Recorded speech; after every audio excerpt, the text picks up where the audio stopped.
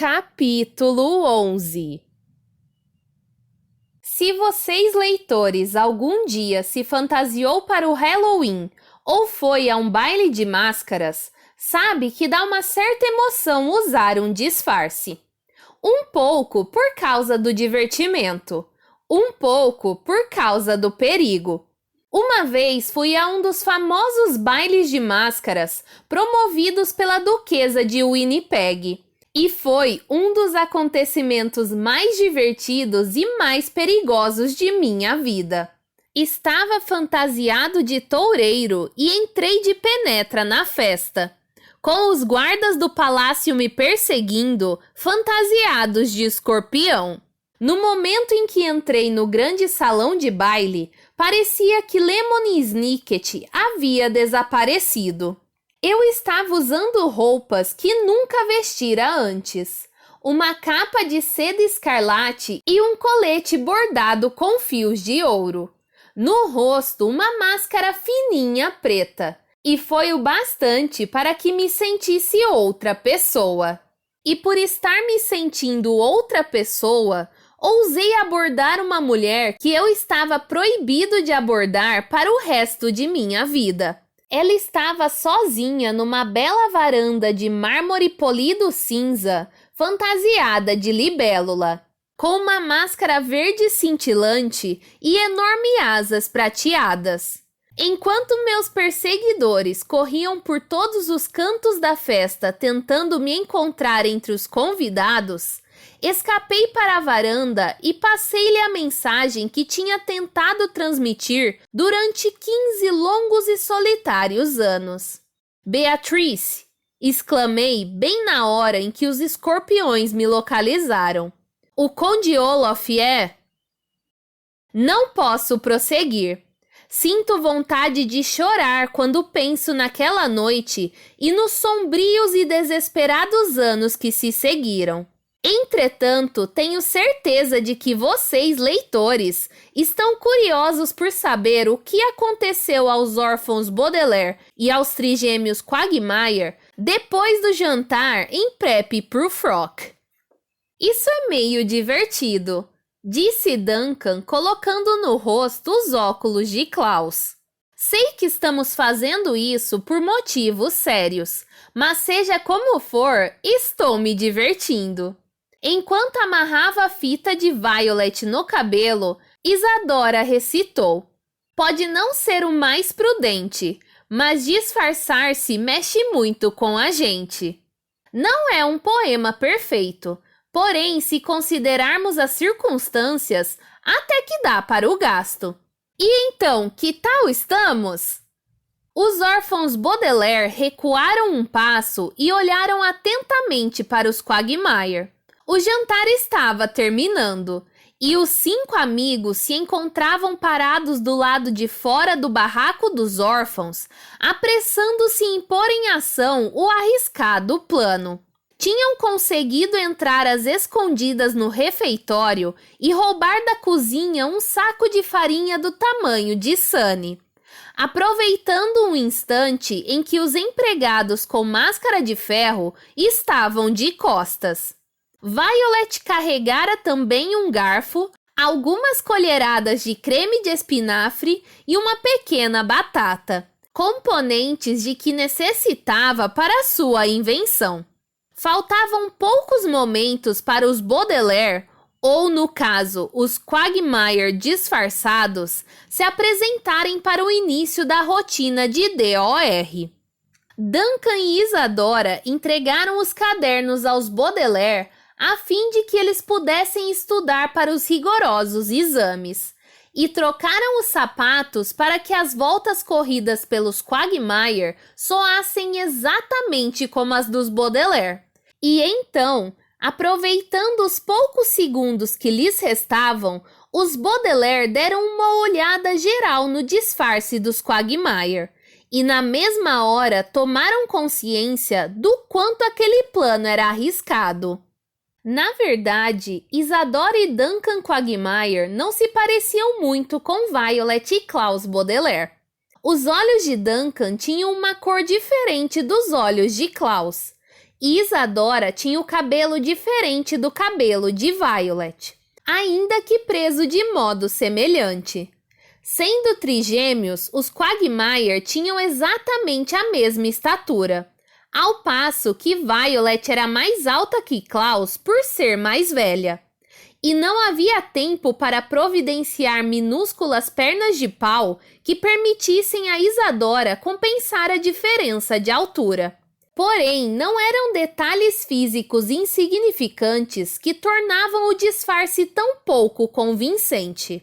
Era o simples fato de que os Baudelaire e os Quagmire eram pessoas diferentes. E uma fita de cabelo, óculos e sapatos não bastavam para torná-los parecidos. Da mesma forma que não basta uma mulher fantasiar-se de libélula para levantar voo e escapar da catástrofe que a espera. Eu sei que não nos parecemos muito com vocês, admitiu Duncan depois que os Baudelaire ficaram algum tempo em silêncio.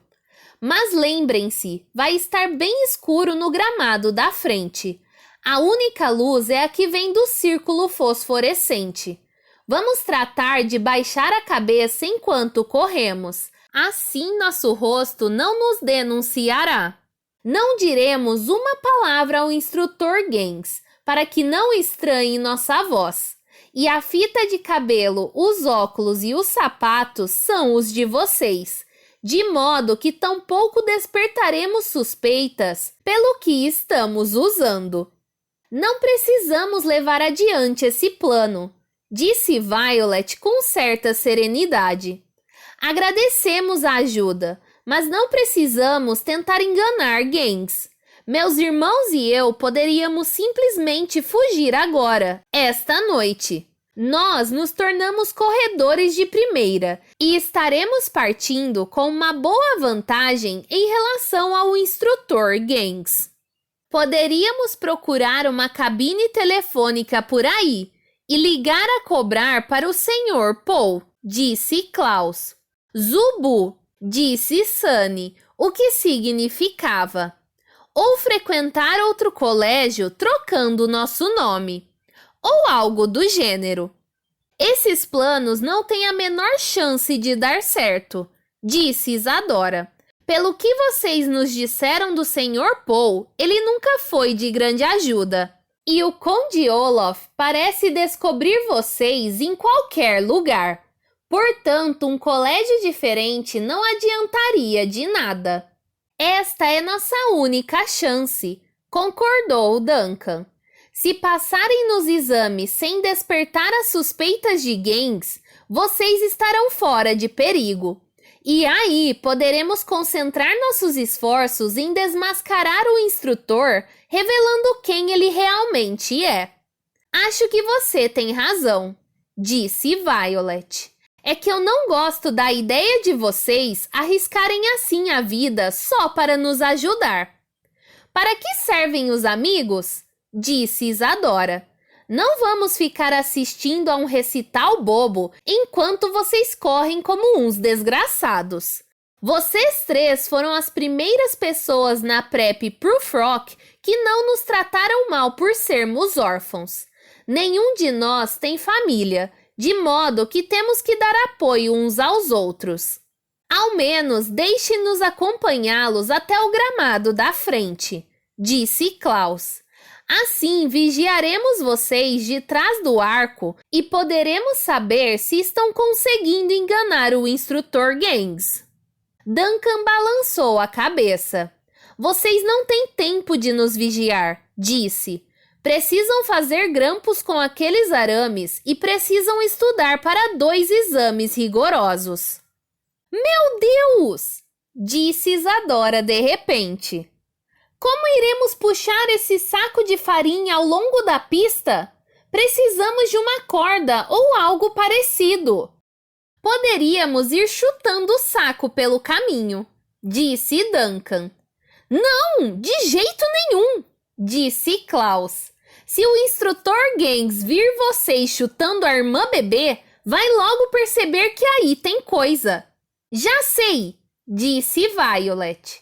Inclinou-se para a frente e pôs a mão no peito de Duncan, correndo os dedos pelo suéter de lã grossa, até que afinal encontrou o que buscava, um fio solto. Com cuidado, puxou o fio, desfazendo ligeiramente a trama do suéter, até segurar nos dedos um bom comprimento da lã desgarrada. Com um puxão mais forte, arrancou o fio e amarrou por uma ponta ao saco de farinha. A outra ponta ela entregou a Duncan.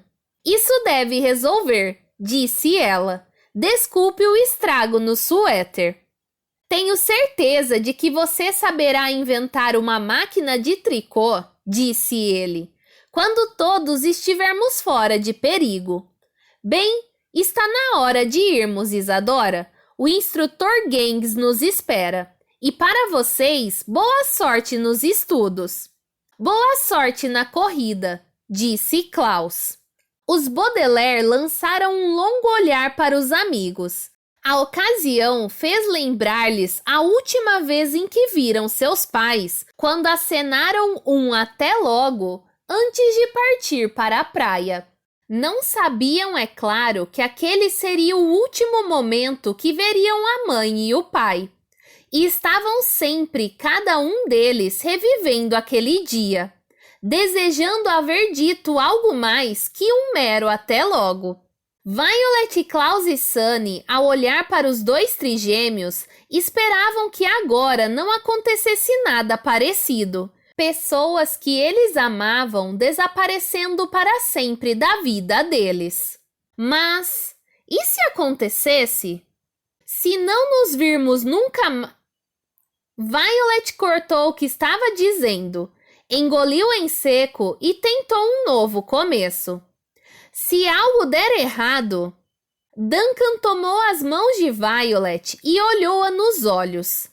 Violet viu atrás dos óculos de Klaus a expressão compenetrada nos grandes olhos de Duncan. Nada vai dar errado, ele disse com firmeza, embora naquele momento estivesse completamente enganado. Nada vai dar errado de jeito algum. De manhã a gente se vê.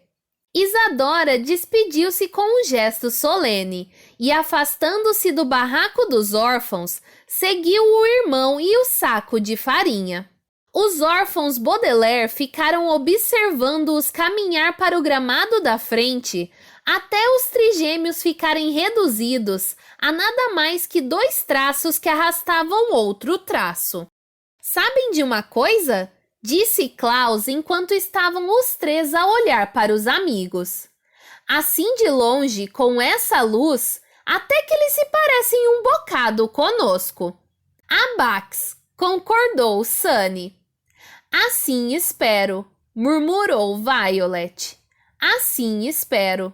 Mas por ora é melhor pararmos de pensar neles e tocarmos para frente a nossa parte do plano. Vamos calçar nossos sapatos barulhentos e entrar no barraco. Não consigo imaginar como você vai fazer grampos, disse Klaus.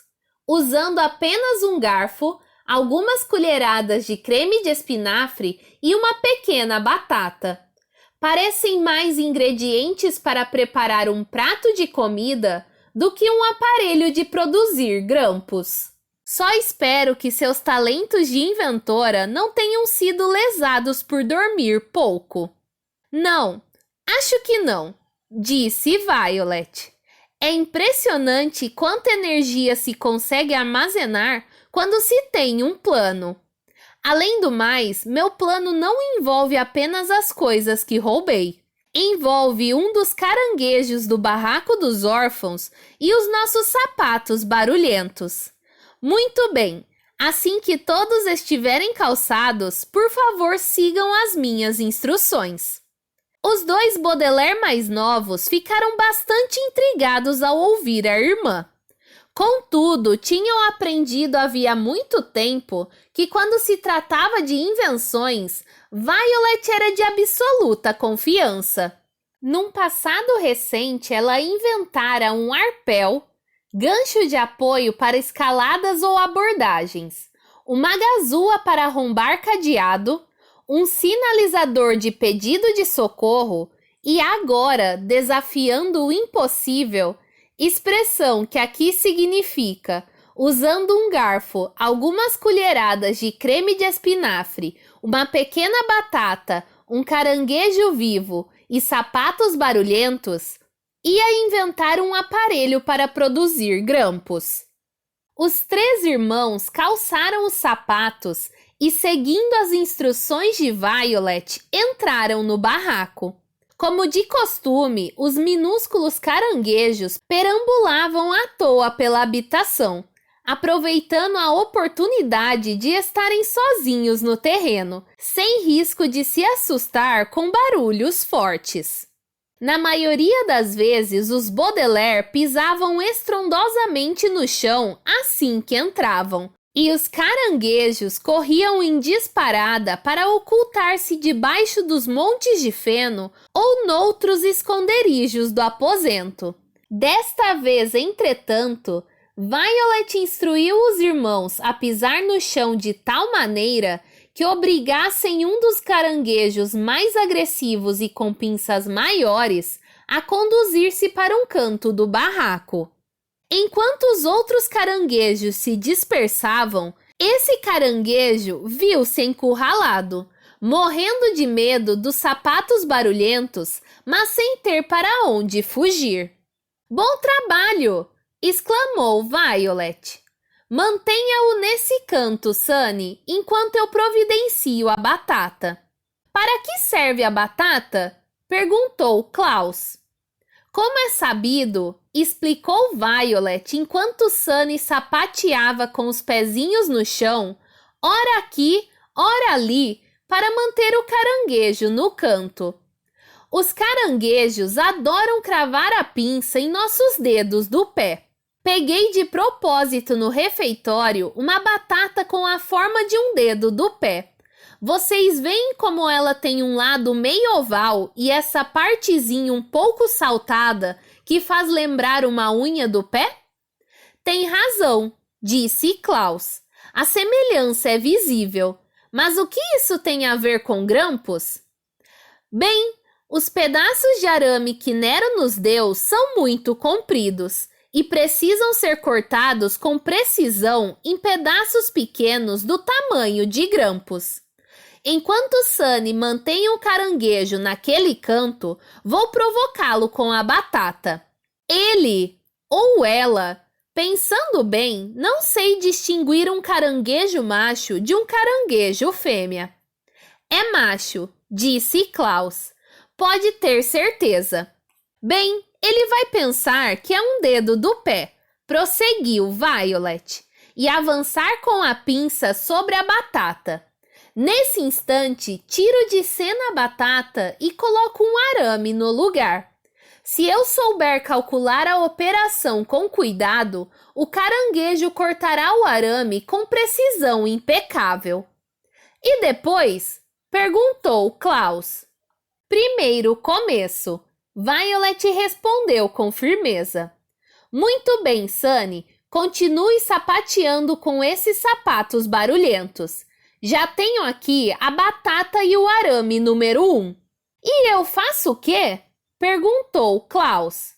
"Você pode começar a estudar para os exames rigorosos, é claro," disse Violet. "Eu não teria como ler todas as anotações de Duncan numa só noite. Enquanto Sunny e eu fazemos os grampos, você precisa ler os cadernos de Duncan e Isadora, decorar as medidas da Senhora Bess e ensinar-me todas as histórias do Sr. Remora." "Falou," disse Klaus. Com essa breve resposta, ele indicava que entendera o plano de Violet e que seguiria à risca as instruções. E nas 2 horas seguintes foi exatamente o que fez.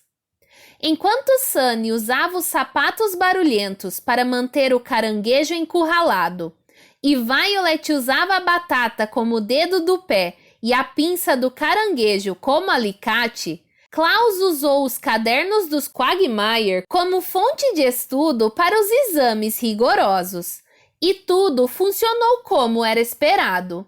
Sunny fez tanto barulho com os sapatos que o caranguejo não se atreveu a sair de onde estava. Violet foi tão ágil manobrando a batata e os arames que em pouco tempo todos estavam cortados em pedaços do tamanho de grampos. E Klaus, apesar de ser obrigado a manter as pálpebras quase cerradas para enxergar algo, pois os óculos haviam ficado com Duncan, leu com tamanho empenho as anotações que Isadora havia tomado das aulas da Sra. Bess, que não demorou muito para saber de cor o comprimento, a largura e a altura de quase todos os objetos. Violet, pergunte-me quais as medidas do lenço azul marinho, disse Klaus virando o caderno para não colar. Violet tirou a batata no momento exato e o caranguejo cortou mais um pedaço do arame. Quais são as medidas do lenço azul marinho? Ela perguntou. 2 decímetros de comprimento, recitou Klaus. 9 centímetros de largura e 4 milímetros de espessura. É tedioso, mas está correto. Sunny, pergunte-me quais as medidas da barra de sabonete.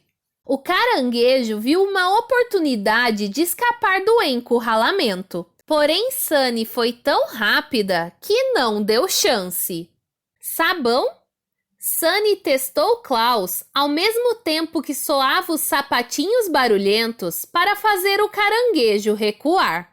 8 centímetros por 8 centímetros por 8 centímetros, disse Klaus sem pestanejar. Essa é fácil. Vocês estão se saindo bem, todas as duas.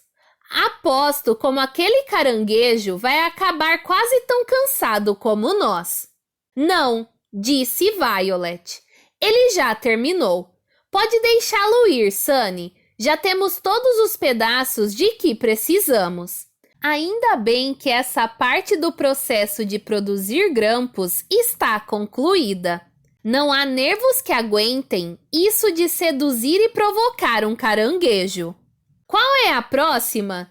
Disse Klaus enquanto o caranguejo tomava distância dos momentos mais apavorantes de sua vida de crustáceo. A próxima é você me ensinar as histórias do Sr. Remora, disse Violet. Enquanto Sunny e eu dobramos esses pedacinhos de metal para que fiquem com a forma adequada. Chablo, disse Sunny, o que significava. E como vamos fazer isso? Ou algo do gênero. Olhe, disse Violet e Sunny olhou. Enquanto Klaus fechava o caderno preto de Isadora e começava a folhear o caderno verde de Duncan, Violet pegou um punhado de creme de espinafre e juntou-o com porções de feno e terra, o que resultou numa mistura pegajosa e grudenta. Em seguida, pôs essa mistura na pontinha do garfo que ela havia espetado num dos fardos de feno, deixando de fora o cabo.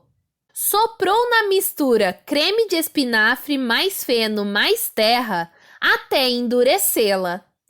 Sempre achei o creme de espinafre da Prep Prufrock muito grudento, explicou Violet. Daí tive a ideia de usá-lo como cola. E pronto, temos aqui um método perfeito de fazer grampos com pedacinhos de arame. Reparem, se eu colocar os arames sobre o cabo, fica sobrando um pouquinho em cada lado. São essas partes que vão furar o papel quando o grampo estiver pronto. Se eu descalçar meus sapatos barulhentos, e aqui, Violet fez uma pausa para tirar os sapatos, e usar as tampinhas metálicas da sola para martelar nos arames, eles se curvarão acompanhando o contorno do cabo do garfo e se transformarão em grampos. Viram só? Giba! Gritou Sunny. Algo assim como: Você é um gênio! Mas o que eu posso fazer para ajudar? Você pode conservar nos pés os sapatos barulhentos, respondeu Violet, e manter os caranguejos afastados da gente. E você, Klaus, comece a resumir para mim as histórias. Falou, disse Sunny. Falou e disse, completou Klaus. E os 3 Baudelaire seguiram o combinado pelo resto da noite. Violet martelou os arames. Klaus leu em voz alta as anotações do caderno de Duncan. E Sunny não deu trégua na atividade de bater os sapatos barulhentos. Logo os Baudelaire juntaram no chão uma pilha de grampos de fabricação caseira, memorizaram os detalhes das histórias do Sr. Remora e não tiveram nenhum caranguejo sequer a incomodá-los no barraco. E mesmo com a ameaça do instrutor Gaines pairando sobre eles, começaram a sentir um certo bem-estar no decorrer da noite. Lembraram-se de outras noites, quando os pais ainda estavam vivos, e os 5 ficavam juntos numa das salas de estar da mansão dos Baudelaire. Violet absorvida em contar os detalhes da última invenção, Klaus lendo e partilhando a informação obtida e Sunny produzindo barulhos fortíssimos. Claro que em nenhuma daquelas noites, Violet precisou queimar os miolos para entregar-se freneticamente a uma invenção que salvaria a vida deles. Claro que Klaus nunca estaria lendo algo tão chato. E claro que não haveria hipótese de Sunny ter de fazer barulho para assustar caranguejos. De qualquer maneira, à medida que a noite avançava, os Baudelaire quase se sentiram em casa no barraco dos órfãos. E quando o céu começou a clarear e despontaram os primeiros raios do dia, começaram a sentir uma emoção que era muito diferente daquela de estar usando um disfarce. Era uma emoção que eu nunca senti em minha vida, e uma emoção que os Baudelaire não sentiam com muita frequência. Mas quando o sol matinal começou a brilhar, os órfãos Baudelaire sentiram a emoção de pensar que, afinal de contas, o plano deles talvez desse certo, e que talvez eles fossem enfim viver seguros e felizes como naquelas noites de que se lembravam.